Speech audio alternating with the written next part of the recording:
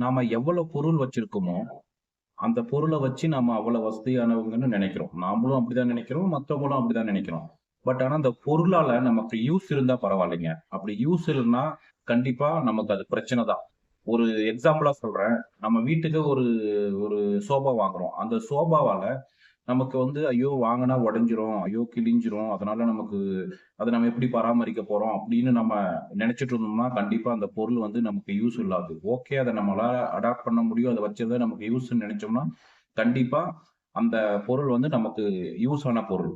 நீங்க அந்த பொருள வாங்கி உங்களால பராமரிக்க முடியும் அப்படின்னு இருந்தா, கண்டிப்பா அது நல்ல பொருள் தாங்க. இல்ல அத வச்சுட்டு நமக்கு, ஐயோ! இத பார்த்துக்கணும். இது என்ன ஆயிடும் அப்படின்னு நம்ம திங்கிங்லயே அத நம்ம யூஸ் பண்ணிட்டு இருந்தோம்னா, கண்டிப்பா அதுக்கு தேவையில்லாத பொருள்.